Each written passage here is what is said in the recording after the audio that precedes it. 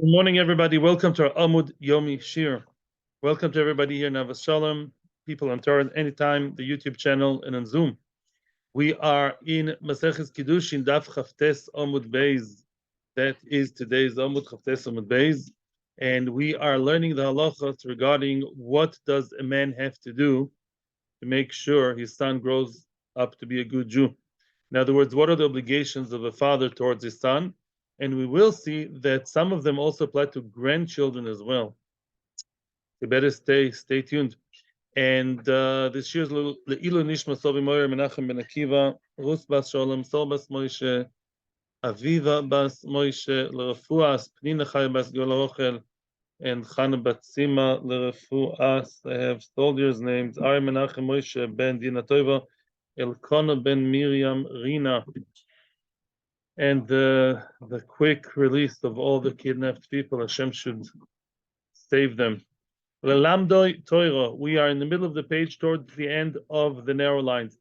Before we begin, before we start, I have to thank Rabbi Simkin for showing me something interesting yesterday in Shulchan Aruch regarding women performing Bris Milah on babies. So as weird as it sounds to us, we're not used to women being a mohel, to a woman to be a mohelet, but it's actually a machloikes. The Gemara in Avodah Zarah, Daf Chav Zayin Amud Aleph, brings down machloikes whether women can perform Bris Milah, which means what we said yesterday is that a woman is not chayav, a woman is not obligated to make sure her son has Bris Milah. It's not her responsibility. I believe many women, if the husband doesn't do it, they will get it arranged. But it's not a chiyuv, not the obligation of the mother towards the son to create to make sure that he has bris milah. Now, on the other hand, whether a woman can be a mohelis and it would be a valid milah is a machloikes in the Gemara in Avodah Zarah. And then I saw it. We learned Avodah Zarah, just slipped from my mind. What? We started off with Tzipor yesterday. She's the one who started the question. And the Gemara brings down the question.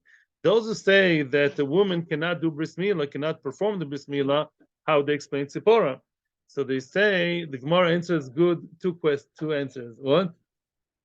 Either, but was she Yoitza Bris Milah? So answer number one, she did a shliach. She made sure she didn't do it herself. There was another person there, and she made the shliach. I don't know who the shliach was in the hotel in that place. Okay, there was a shliach there. Or she started, and then Moshe, I guess, woke up and was saved already, and Moshe finished the job. Lamaise, the Shulchan Aruch brings down that when you have machlokas, Shulchan Aruch says the women can do bris milah. Shulchan Aruch says the women can perform bris milah, can be moi halois, and the Ramah says that it's not accepted. The Ramu, also b'shchita, there's a similar machlokes. The Mechaber says women can do shchita, and the Ramu is less in favor. So Sephardi women can be mohelet, shochetet, and all that, stand there with a knife, and the Ashkenazi women shall refrain from that. Women of their own korbanos, yes, they could. Yes, men and women could do shchita on their own korbanos. I don't know if it was done, but it was yeah. Okay. Don't faint when they see blood. That is the reason why in Chinami women should normally not do shchita because they're too faint. They're faint-hearted. That's right. So the Ashkenazi ones shouldn't do it. Okay. Lelamdoi Torah. Get a good Sephardi woman with a knife. All will be good. Lelamdoi Torah. Vaita minolan. Yeah. How do we know that a person has to teach his son Torah? How do you know? It says. You should teach it to your son. What should you teach your sons? Not philosophy, not psychology, and not anything. You should teach him Torah. That's the main thing you should teach him. What happens if his father did not teach his son Torah? Let's say one's father did not teach him. The father couldn't. The father didn't know. It was the Holocaust. It was the war. He didn't learn as a child. Then the son himself, once grown up, once he has his own responsibility, he has to take care of himself. And migmar nafshe, he has to teach himself. It says, it says another pasuk, you should learn. Yeah, not that you should teach, you should learn yourself. It's a different pasuk. In a different place, You should learn and you should teach. We saw that yesterday already. I'm now repeating what we said yesterday. And I want to just give a tribute to my father. My father couldn't learn Torah when he was a child and when he was later a teenager for certain reasons, Holocaust, then he came to Israel, to something else. My father, the entire life, made sure and he paid Rabbeim every day to teach him Torah, and he almost finished Shas and knew it pretty well when he was Niftar. And that's an example for a person who did not learn Torah as a child because of the circumstances, because in Bergen-Belsen they didn't have a cheder. I'm not sure why, but they didn't. Sorry for the sarcasm. But he learned the entire life. He made sure to teach himself, and he paid people to teach him, and he got to a very good level. That was my father. How do you know that a woman is not committed? How do you know that a woman does not have to teach her son Torah? She may, but she doesn't have to. She's not in charge. Again, the same idea. In other words, to teach and to learn there is a correlation between the two mitzvahs, to learn and to teach. Whoever is obligated to learn, mitzuve lelamed, is obligated to teach. Whoever is not obligated, not commanded to teach, to learn himself, in other words, since the woman does not have to learn Torah herself, there's no mitzvah for a woman to learn Torah. Therefore, she does not have to teach the child. She doesn't have to do it to herself, doesn't have to do it towards the child. How do you know? How do you know a woman doesn't have a chiyuv to teach herself Torah? Maybe she has a chiyuv to teach herself. Again, correlation, but the other way around now. We use the two words. One time the word is a giver, then the other time that word is a receiver.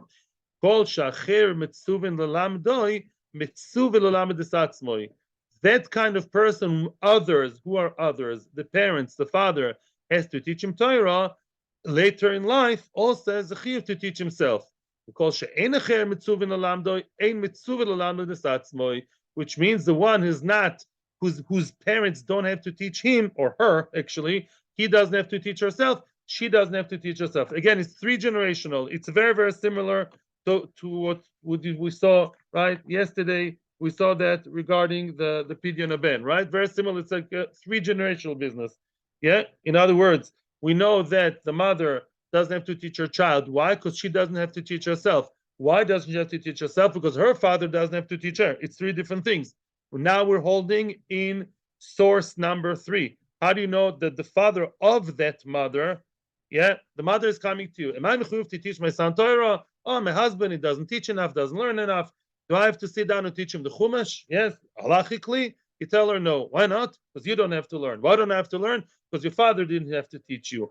Who said my father doesn't have to teach me? Asks the woman, the mother of the kid. Says the Gemara, do you know how we know that others don't have to teach her, that her father never had to teach his daughter Torah? That's the source of the entire Chad Gadia. The whole chain reaction started with this pasuk. You have to teach your sons. Sons means sons, not daughters. Your daughters, you don't have to teach Torah. And since the grandfather doesn't have to teach his daughter Torah, right? The first father doesn't have to teach his daughter Torah, right? So she doesn't have to learn any time in her life Torah, and therefore she doesn't have to pass it on. She's not part of that story of passing down the generation. She's not part of the story. Practically speaking, it's all the Shulchan Aruch. Shulchan Aruch says that Gemara for sure girls shouldn't learn a Chumash. So it says also maybe possible. And one thing women have to learn is the halachas. The halachas that relate to them, that they do have to learn because they have to know to function as a Jew. And also women have to say Birkas HaTorah. You have to make sure your wife says Birkas HaTorah. The girls, they have to say Birkas HaTorah. First of all, because they have to learn their own halachas, the parts of davening, which may be Torah. And also because there is a sechar. A woman who learns Torah does get sechar. A woman who learns Torah, she may learn Torah, those areas of Torah that she can be good at, that are allowed for her, she may be learning. It's not a chiyuv, it's not an obligation. But Lamaisa, it says not to teach your daughter a Gemara or a Torah that's pilpul because they sometimes take it the wrong way. That's a whole issue of itself. It's not recommended to teach Torah for girls. She'll make a much better use of her talents if she helps the husband or son learn Torah.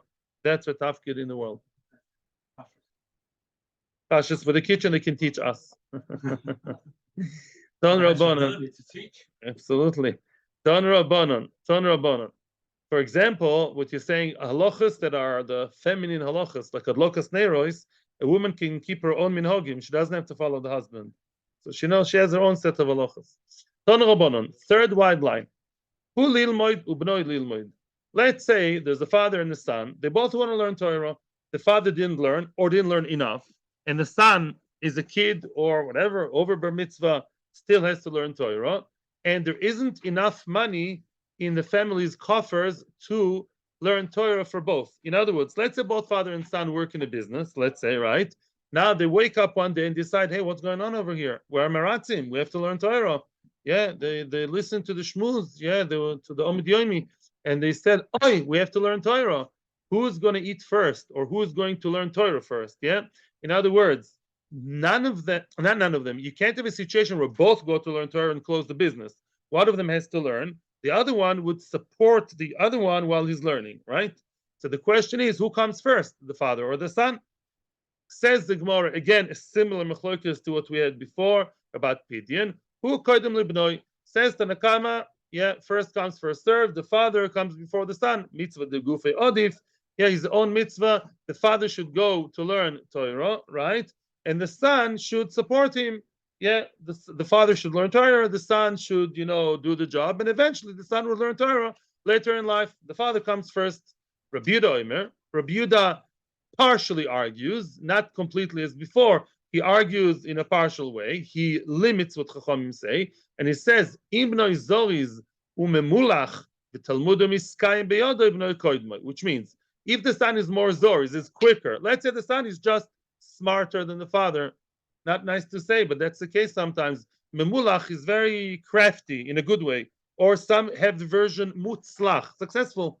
The Talmudim is kan beyodo. He remembers, yeah, he holds, you test the father, you test the son. You see, the son, Pashut, has more aptitude. The son is more talented, and the father is no. So then, bnoi koidmo, give a chance to the son. The son may become the next Rav Avadia Yosef. He may become the next Rav Eliashiv.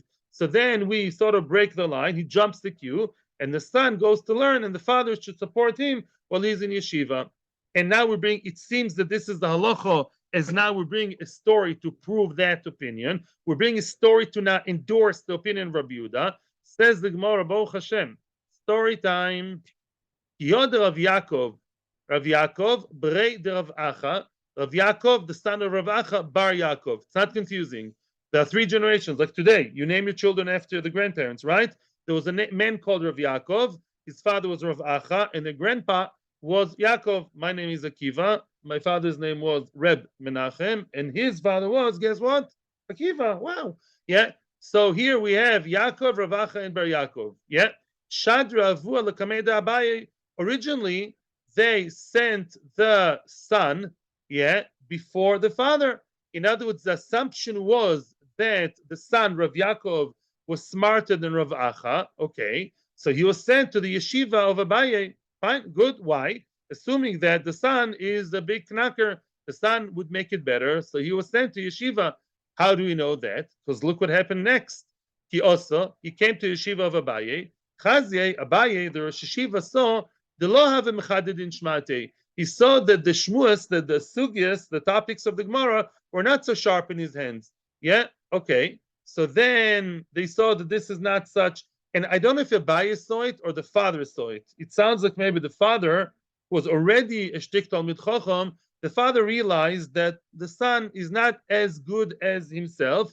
Omer lei ano adifa minoch. Yeah, no, I am better than you.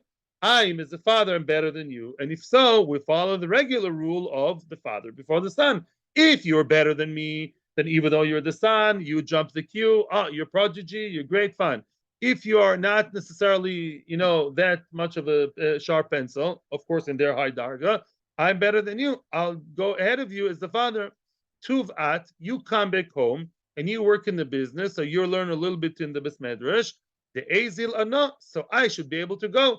You take care of the family business or whatever has to be taken care of. You work and I'll go. I, the father, my name is Rav Acha, father of Rav Yaakov and son of Rav Yaakov. I will go to learn in the yeshiva of Abaye. Shama Baidika Hava Osi. Okay. Abaye, the Rosh Yeshiva heard that he, meaning Rav Acha, was about to come to learn in his yeshiva. He was very happy about it because that could take care of a big problem that Abaye had in his yeshiva. What was the problem in Abaye's yeshiva? Hava hahu mazik bei rabbonon de Abaye. There was a mazik, there was some kind of monster, there was some kind of, phantom of a damaging spirit. Yeah, that was harmful in the yeshiva of Abaye. I saw a very nice explanation to that. You know how bad that mazik was? The chihavu island betrain, even if two people to that room where this monster was, even if two people would come together, afilu bi even during the day, havu mitzaki, they would have been harmed. In other words, the Gemara in Brocha says, one person, can be harmed by mezikin. Two, if you go to a lonely place, some lonely derelict place, some ruin out of town, don't go there alone. Go with two people. According to some of it, save you from mezikin by day, not by night. This was such a harmful, potent kind of mazik.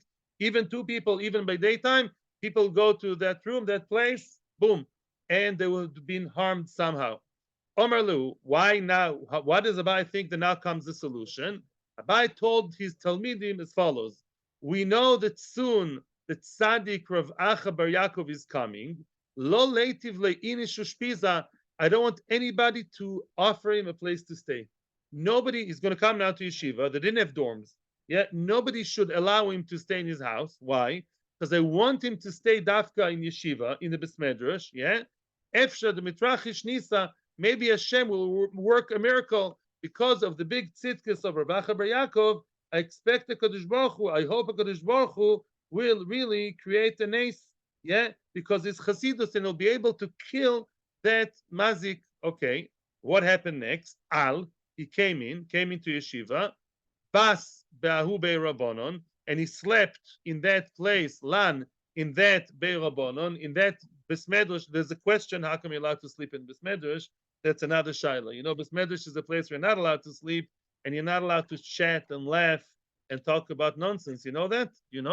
In Bris Midrash or in Shul, you're not allowed to talk shtuyot and not at any given moment. So you're welcome anytime. And then Bas Ba'u Be'Rabbanon, but he did sleep there, I guess out of no choice. They discuss it, but that's not the issue right now. Talmid Chochem is allowed to sleep because he's there all day long. It says that's one answer, by the way. Talmid Chochem, who lives in Bris Midrash, literally like Rav Shach in the times of the war. Some people actually live in Bris Midrash. They can sleep there. Not mevaza. That's where he lives. He's trying to be respectful, but this is so. He slept there, and you know what happened next? Imagine what happened. Came the mazik. The mazik came. Id milei ketanina d'shiva reshvosei. He looked to him like a tanin. Like a tanin here doesn't mean a crocodile. Tanin here means like a nochosh. He seemed to him like a snake with 7 heads. A snake with 7 heads. Soon we'll know why. And how did he manage to kill him? Not with an RPG. Kol kriya the Korah, because he davened, and every time he davened, so the mazik should die. So he was Korea. He bowed down, like in Moedim, like in Shmoneh Esrei. Notar chad reishei. He bowed down 7 times, and every time one of the heads of that hydra, of that mifletzes, of that monster, fell off until it killed him completely. Wow! Soon we're going to see what's pshat. Omer lehu lemochor. The morning after, what happened? He said to them, to the Bnei Yeshiva, Eloi Israchish Nisa. If not for a Kadosh Baruch Hu, Israchish, if not for a nace that happened, if not for a miracle that happened, Sakintin, you put me in danger. What did you do here? Sikantim oisi. You risked my life. What's the story over here? What is this mifletzes?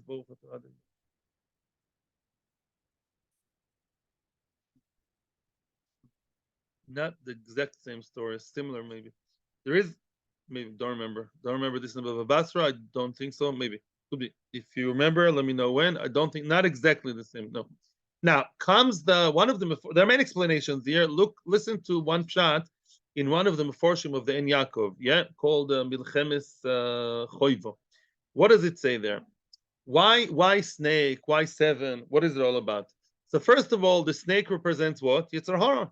The first time the Yetzer Hara spoke to a human being, to Chava, Eve, he looked like a snake. It was really what? It represented the Yetzer Hara for whichever reason. Now comes the snake, and it has 7 heads. Why? Because there are 7 names to the Yetzer Hara. There's just like there are 7 levels of kedusha, 7 spheres of kedusha. There are 7 different types of bad expressions in this world. Yeah. Now his tefillah. Oh, he continues and he says that why was this mifletzes? Why did this mazik live in the Besmedrash of Abaye? So he said, you know why? Because they had machlokes between them. They had, they did not respect each other. They had broiges machlokes between them. So that's why the mazik had 7 heads. Yeah, he goes into the whole thing representing all types of ben adam lechaveru issues. So now they brought Rav Acha. Rav Acha was the Talmidim themselves, between Shiur Aleph, Shiur Beis, the Magid Shiur, the Rosh Yeshiva. And Abaye didn't manage to. Abaye said maybe somebody from the outside can deal with it. How did you deal with it? By being Korea. When you bow down, you show I'm submissive. I'm not a Baal Gaiva, right? I am bowing down, showing that I'm submissive. Who bowed down 7 times? Yaakov Avinu. Yaakov Avinu, can you think of that? Esav, the biggest Rosh in the world, and Yaakov had every reason in the world to hate him. And yet Yaakov basically demonstrated Anova in its best form, right? Yaakov said, okay, I'm bowing down 1, 2, 7 times I'm bowing down to be mevater, give him all the gifts, give up everything, to bow down. The main thing is to be in shalom. That was his idea. Same thing over here. Every time he bowed down, another head of machloikes, another gaiva issue was taken care of. Until, why really did they risk him? How come are you allowed to risk a Jew? Says the Malshot, it wasn't a risk. No. They knew Rav Acha was a big tzaddik. They knew Rav Acha would be able to do it. So what did they mean when they said maybe? And he said, yeah, Efshad Misrachish Nisa. Abai said like this, Efshad Misrachish Nisa, maybe there will be an ace. Either it will be an ace, or maybe it will be a teva. Either it will be through davening. Davening is not an ace. When somebody davens for something, he davens 7 times with 7 kriyos. Can you imagine the davening of Racha Bar Yaakov? His davening was so strong that really that davening is what killed the mifletzes. Abai didn't know, will it be his davening or a nace that would come, in his right, yeah, in his merit. That's a question. Of course, the mifletzes would have died, the mazik. The question is, it'd be like teva davening, or maybe the mazik will just see him and like flip away because of the kedusha. That would be more like a nace, yeah, like Hashem works miracles. That was a question, but for sure it was going to die. He was a big onov, and he says he would have been an ace, right? Because he did see it as an ace. That's what he said. If not for an ace, you risked me. In other words, he believed it was an ace and not his own davening because he was so humble. But really, it was his davening. It was his davening, which is teva, and not an ace. But Lamaisa, he killed the monster. He killed that mazik. When I say monster, I don't mean monster, by the way. Obviously, I mean to say some kind of spirit of a demon, of a roch ra, mazik, that is damaging people, that's harming people. That's, I'm just using modern language. Okay, Ton Rabbanon. Okay, now comes another question. What comes first, marriage or teire? Big question. Lilma Torah velisa isha. Yeah, a person is now at marriageable age. Yeah, they're offering him shidduchim. He didn't yet go to yeshiva. What should he do first? Should he first go to yeshiva and study a few years? Yeah, it's essential to go to yeshiva and learn. Or maybe first you should get married and sit in kollel a few years after his chasana. Which one comes first? So here there is before we see the machloikes, let's see the next thing. Yilma Torah v'achakach yisa'isha. First of all, learn Torah and then get married. As the Gemara will tell us very soon, once you're married, you have obligations. You can't sit and learn, with your clear mind, like a bocher in yeshiva that has no worries whatsoever. Bocher in yeshiva that don't have to have any worries unless look for ones, yeah? That he doesn't have a woman that he has to support, a wife he has to support, doesn't have to change the diapers, So first, learn Torah as much as you can. Later, get married, and then you have to start working. However, let's say the boy knows, although he learns Torah, which is a remedy against Yetzer Hara, he can't live without a woman because his Yetzer Hara is getting the better of him. Yeah, Lo Aleinu, the Yetzer Hara is a normal boy, and the Yetzer Hara is playing around with him. Then Yisa Isha v'achakach ilmu Torah. Then first he should get married, get a wife, and then learn Torah. Okay, in other words, get a wife, and marry a wife who will be miyashav Yetzer Hara. She keeps the Yetzer Hara at bay. She satisfies you. You don't have the Yetzer Hara, and then learn Torah. Omar Rav Yudah Omar Shmuel. What's halacha? No, what's halacha? Let's see. Omar Yudah Omar Shmuel. Halacha. What's halacha? By the way, this is Shmuel. Where did Shmuel live? In which country? Very good. Omar Rav Yudah Omar Shmuel. Halacha. Noise isha v'achakach ilmu Torah. First get married and then learn Torah. Get married, sit in koilel, and learn Torah as much as you can after your marriage. Rabbi Yochanan Omar.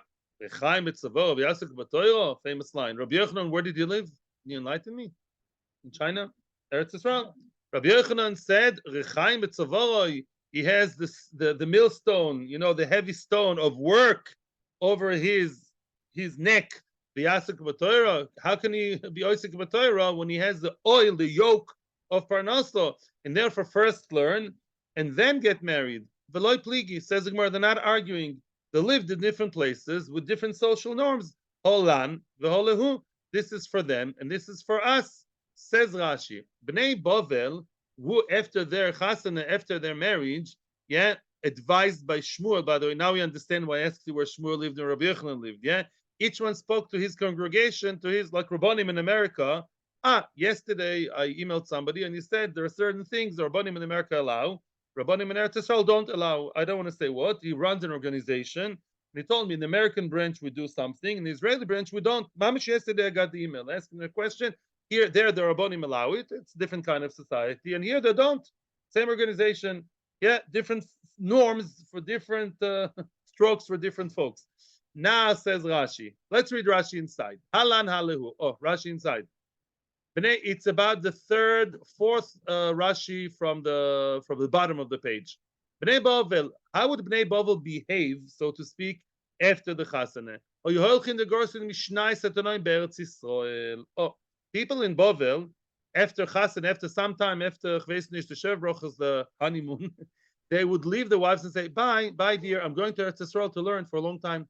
They would leave their homes and go to learn the Mishnais in Eretz Yisrael. Like Americans, many times come to Eretz Yisrael to learn. They don't have to support their family. They don't have to wash the dishes. They don't have to take the child from the ganenet. They don't have to, drive the car. They don't have to do anything. So then, why not? Get married. You, Rabbi Avrech from Bovel, should get married. So he's not thinking of women, not thinking of bad things.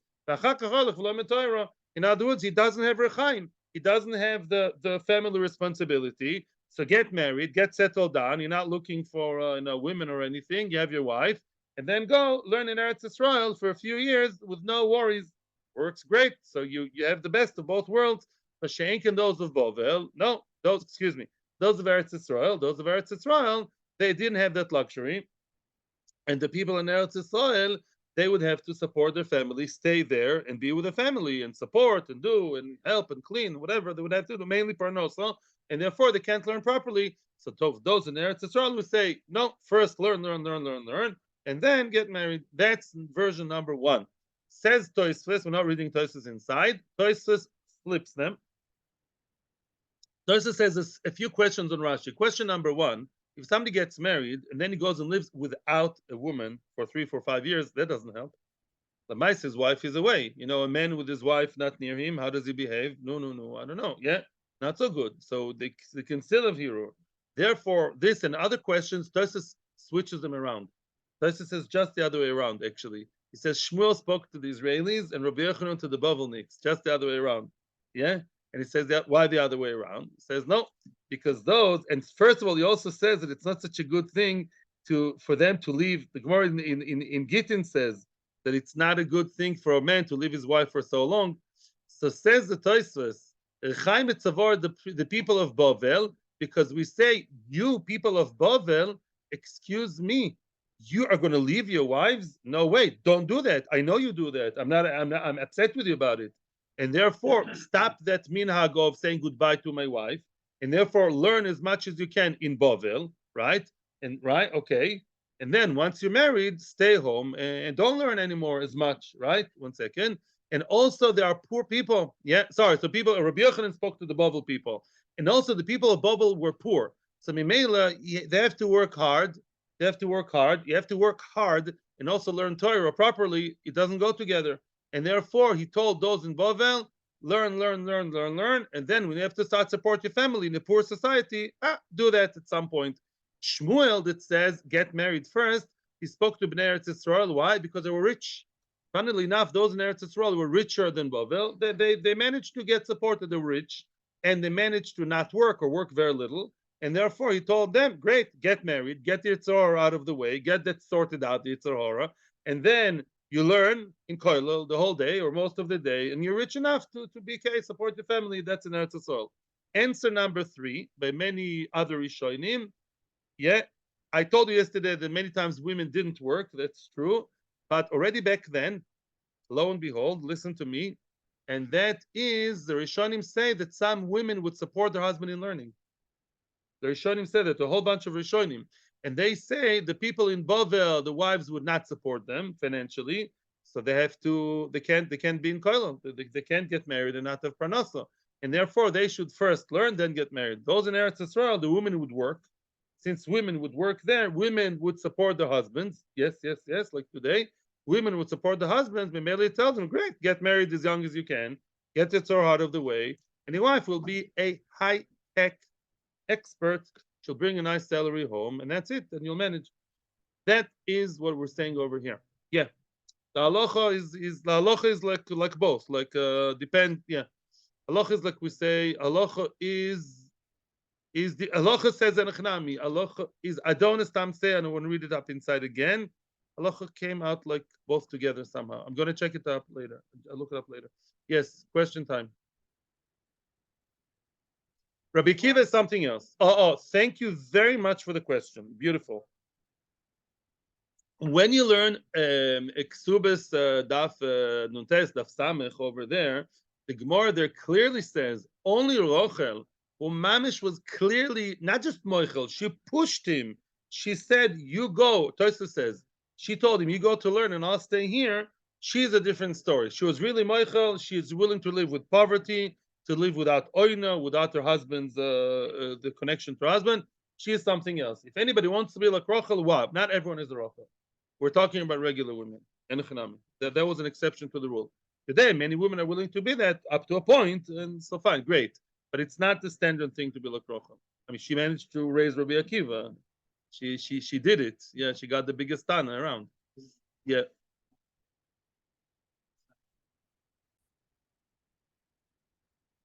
Two dots. Mishtabech. So I have homework to do to check the halacha about what to do first.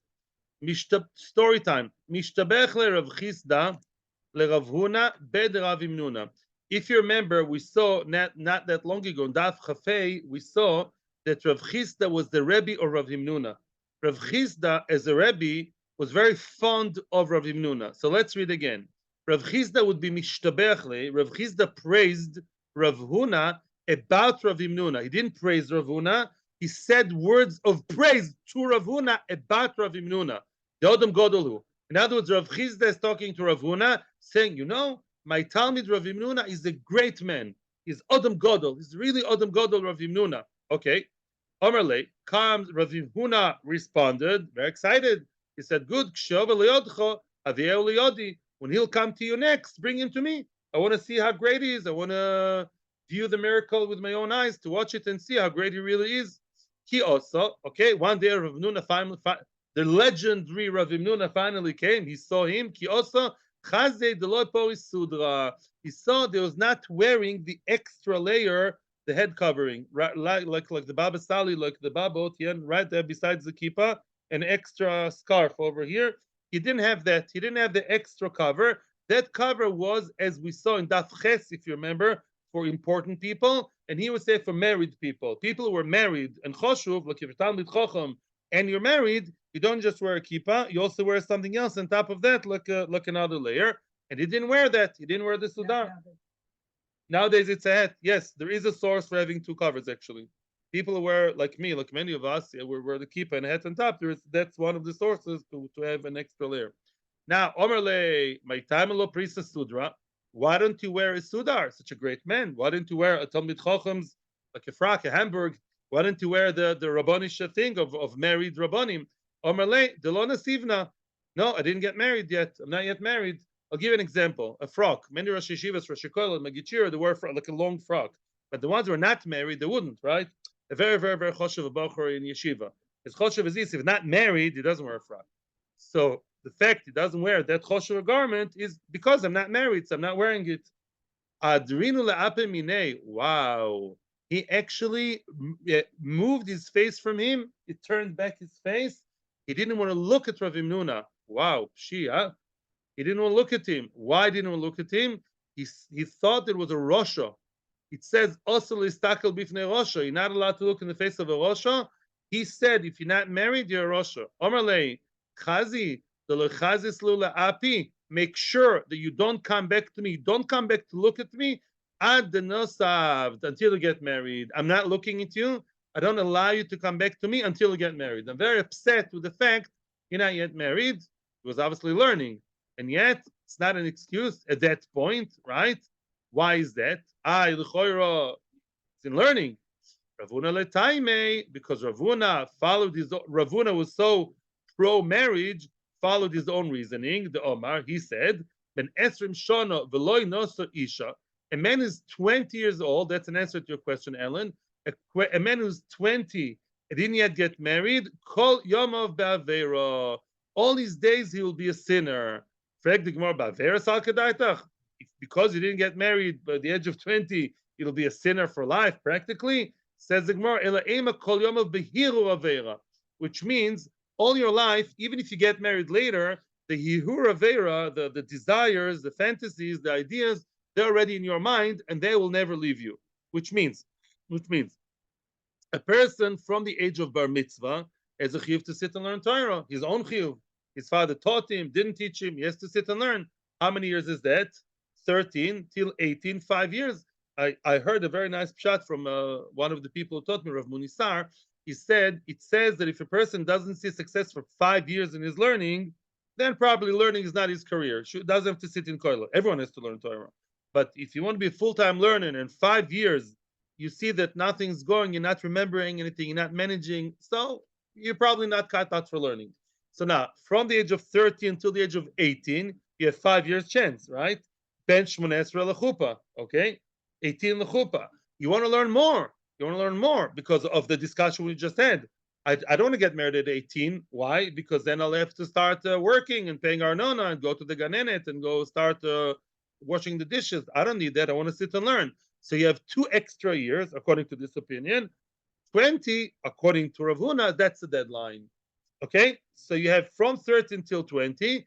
By 20, you should get married.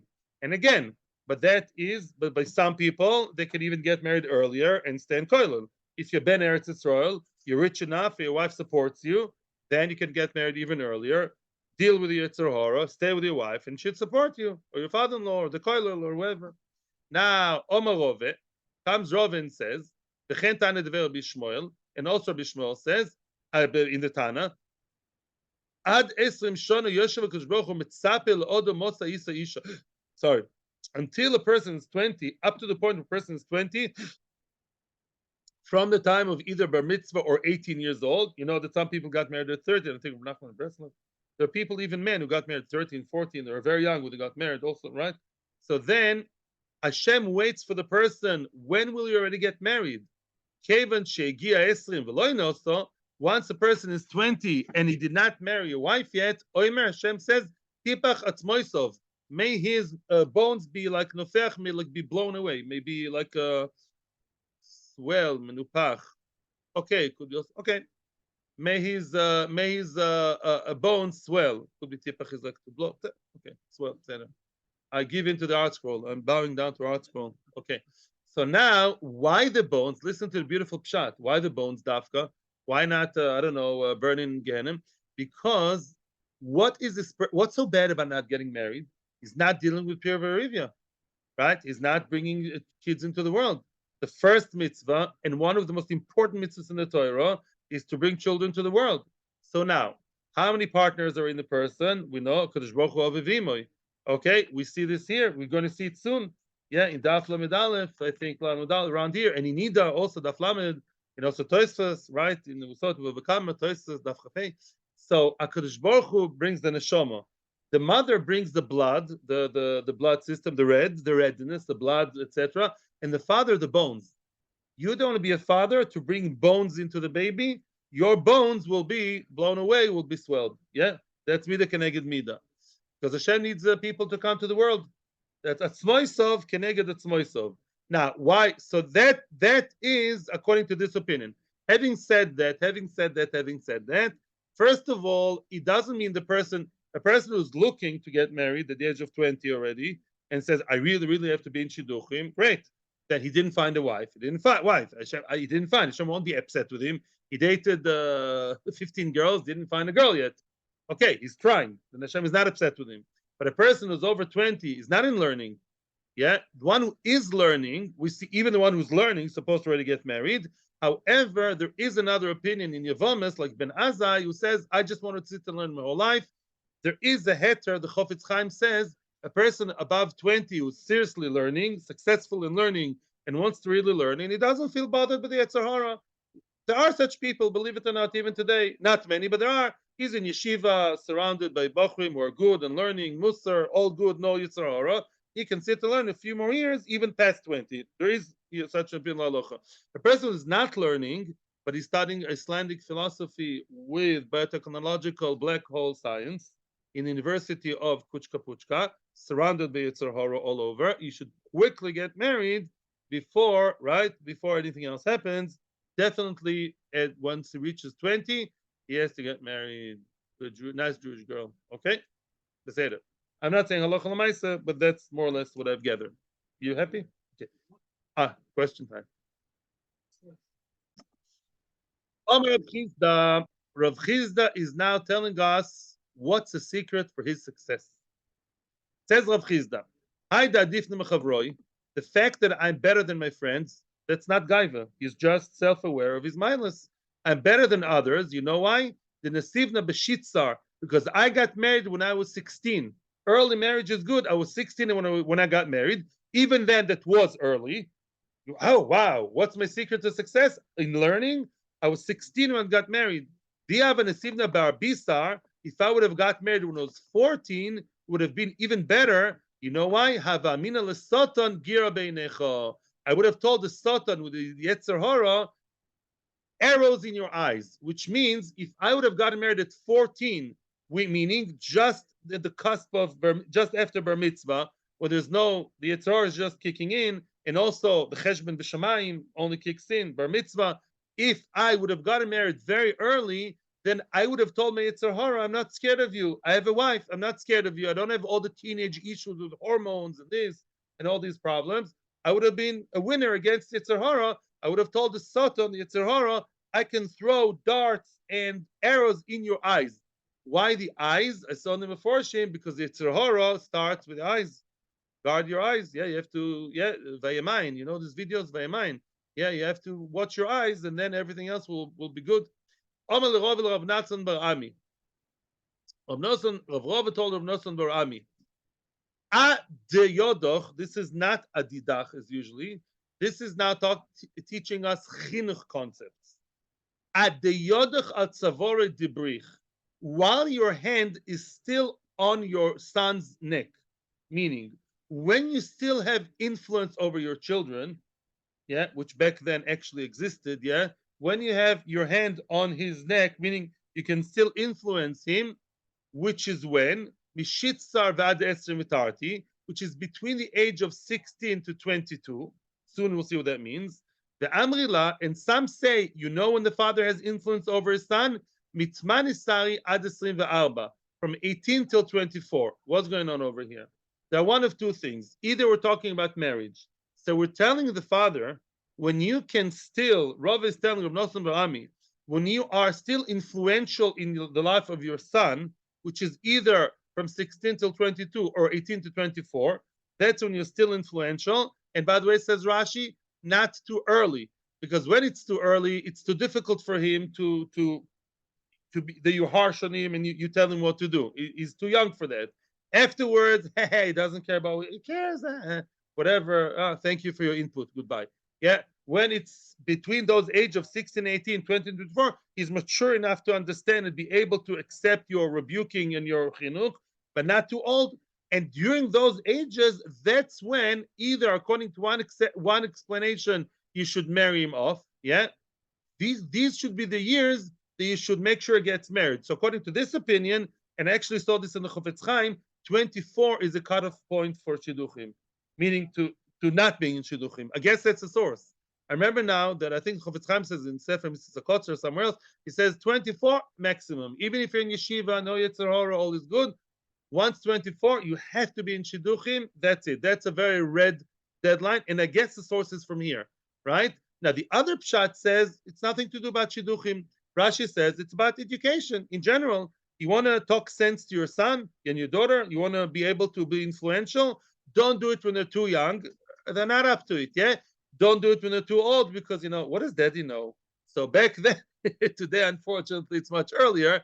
But the way it should be is either 16 to 22 or 18 to 24. These are the ages when you can actually reason in a bit of, sometimes even in a bit of a tougher way with your son.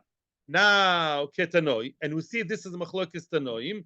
It says chanoch lanar al pi darko. Everybody knows this pasuk, yeah? You should educate the lad according to his own nature. What does that mean? Rabbi Yehuda, Rabbi Nechemia, they argue when is a good time to be mechanech, to educate the son. One of them said 16 to 22. The other one said 18 to 24. Now, I saw in one of the Meforshim, very nice, that is Chanoch Lanar. What's Chanoch Lanar? Everybody today knows this pasuk. Chanoch Lanar is each child is different, right? Some children need softer hands, some harder hands, v'chule. Yeah, I don't know personal to get here online, but you see it as the father of many children. What's very, very good for one child is horrendous for the other. Mamish, you see it, yeah? So I'm saying it's very different from child to child. And that's the point of the age. 16 to 22, that's a very wide range of ages. A 16 years old boy is way different to 22. How can you compare? That's the point. That's the point. Some kids can get the techocha when they're 16, no, not before nor after, and some only when they're 21, 22. Depends on maturity. Each one matures differently. There are late bloomers. Yeah, each one's different. And that is exactly actually what we're saying here, right?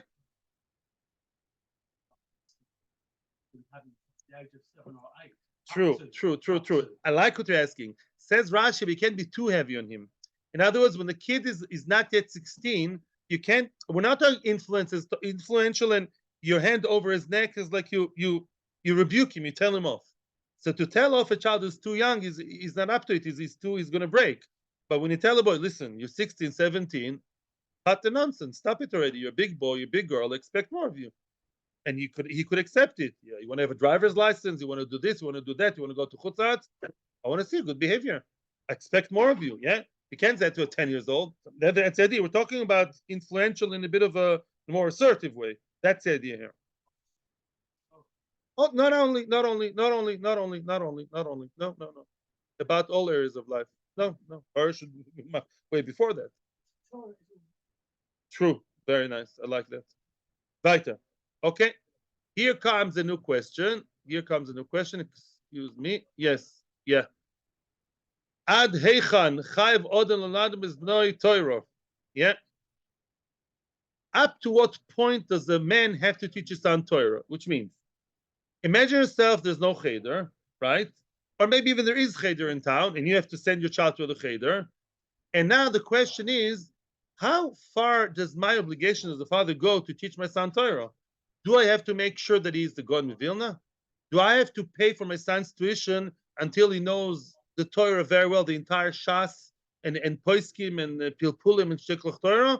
Or do I have to make sure that he gets the good base, the good basis, the fundamental, the fundamentals, and that's it? Yeah. Up to what level do I have to accompany him as a father to teach him and make sure that he knows? Yeah. How far does it go? I'll give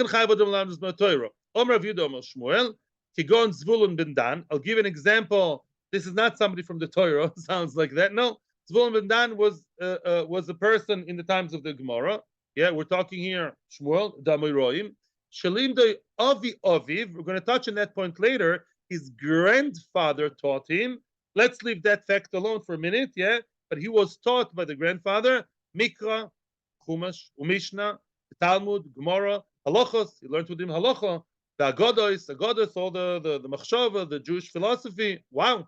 In other words, the father, or in this case, the father, for whichever reason wasn't in the picture, was a grandfather. But you see that this child was taught by his mentor, by his grandfather, everything. So it sounds like, yes, you have to make sure, let's say today would be, you have to pay for your son's tuition, or try to teach him yourself, plus the Rebbe's, until he knows Gemara very well, until he knows that to learn Gemara and Halacha. Don't leave in the middle of the road saying, okay, I gave you the basis and it's good enough. Meisivi, good, but there's a question. It says in the Brisa, otherwise, in the Brisa, if Shmuel is not like a Brisa, that's not good. It says in the Brisa, Limdoi Mikra, a father or grandfather taught the son Mikra, and Melamdoi Mishnah. That's it. Tomarov and Mikra is a Torah. All you have to teach your son is Torah. Just what? Chamisha Chumsha Torah. By the way, Shulchan Aruch says you have to learn Novi also, you know? Teach him Chumash, Novi, not public school, Sunday school. Teach him, make sure he goes to Cheder. He learns Chumash. What happens afterwards? I assume he'd figure it out himself later. Oh, that's a very, very big difference, right? Am I supposed to be like Zvulun ben Dan's grandfather who taught him all the way to Yeshivas Ponevezh? Or do I have to just make sure that he goes to a fourth grade Cheder, and then I'll tell him, come work in my shop, and the Mishnah and Gemara, you'll eventually manage yourself. What's the real deal? What's the real story? What's halacha? Answers the Gemara. When we said Kizvulun ben Dan, when we gave the example of that person was taught everything, Kizvulun ben Dan, v'lo Kizvulun ben Dan. Period. In other words, we compare. We take Zvulun ben Dan as an example for one point, and not as an example for the other point.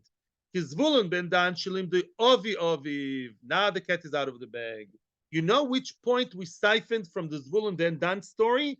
That the grandfather taught him. That point in the story, you should take into account. Let's say, and this is a very painful situation today, let's say the grandfather is from, and the daughter or the son are not. So he's mechuyev to teach the grandson Torah. In other words, you have an obligation to teach your grandchildren Torah. Yeah, lim de avi aviv, and that's the halacha.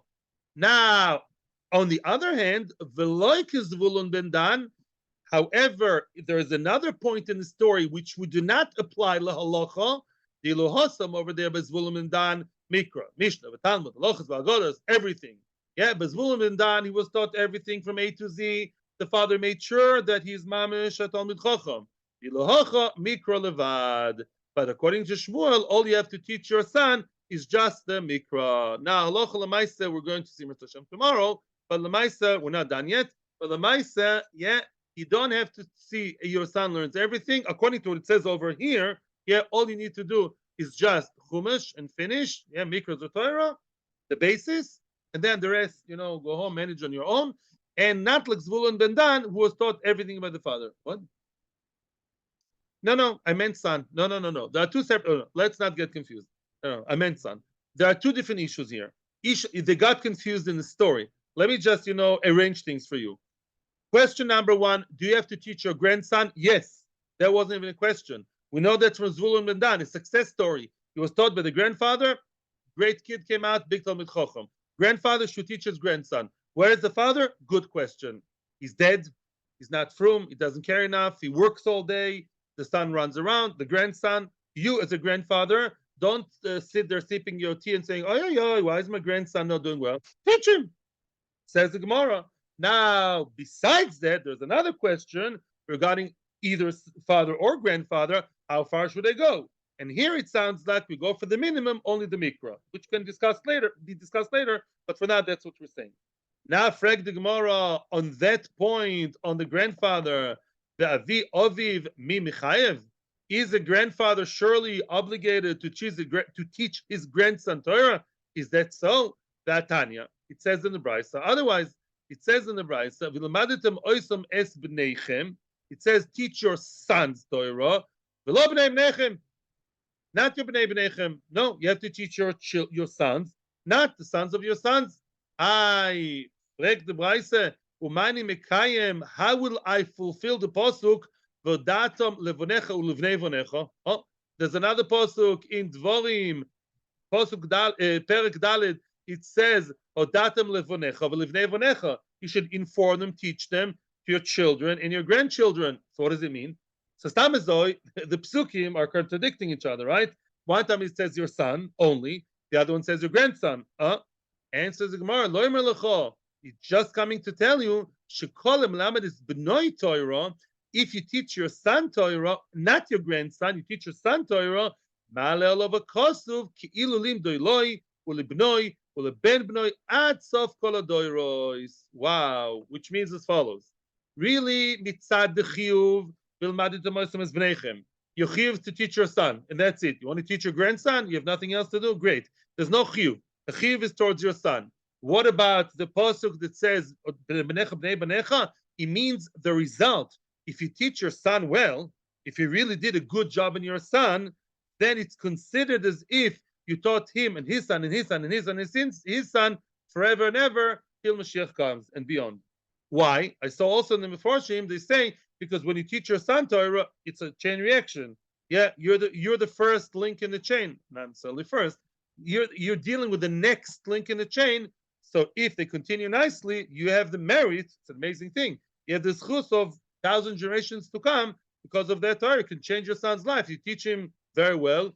You get him excited about Torah. He will teach his son, and it started with you. But in any event, we're in a question now. It's a question. Because we saw before that Zvulun and Dan, his grandfather taught him, and we praised that. We said, that's halacha, teach your grandson. And here, we say, no, you don't have to teach your grandson. Answers the Gemara, Hu domer kiyotana. Yes, Zvulun and Dan and his supporters, they believe that brisa, a different brisa, the Tanya, Vilmadu temoisam es bneichem. The Torah only tells me about bneichem, my sons, bnei bneichem inayin. How do you know the grandchildren are included? Talmud loimer v'datem levonecha ulibnei bonecha. This pasuk takes it differently. Bonecha is your sons. Bnei bonecha is an addition, not either or. Both. Teach your son and your grandson. So it's a machloikes. Machloikes. Do you have to teach your grandson? Yes or no? Machloikes. What's halacha? Yes. Im can frag the Gemara matal mudlomer bneichem. So why does it say your sons? It's misleading, right? One pasuk says teach your sons. I wanted to exclude your grandsons, and it's not true. So what should I exclude from bneichem? And it says the Gemara bneichem lo bnoi seichem. Full stop. Period. Lo bnoi seichem. Again, according to this opinion, you have no chiyuv to teach your daughter. Teach your son, no chiyuv to teach the daughter. You want to? Maybe that's a question. You don't have to. Now, but it does not exclude the grandson. On the contrary, the grandson is a mitzvah. According to this opinion, that's halacha. You do have to teach your grandchildren. And I would stop here. Amar B'Shem Levi could be tomorrow. I have to check the halacha about two things. I have my homework.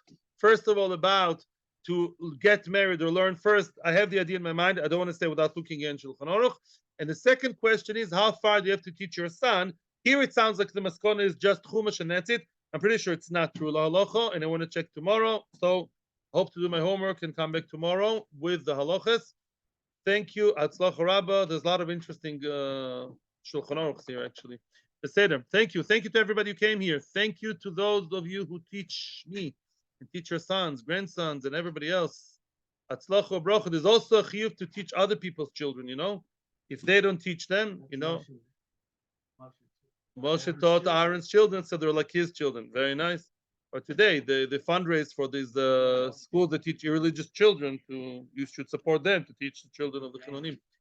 Thank you, Atzlacha, and may Mashiach come very soon. Amen, amen. Thank you.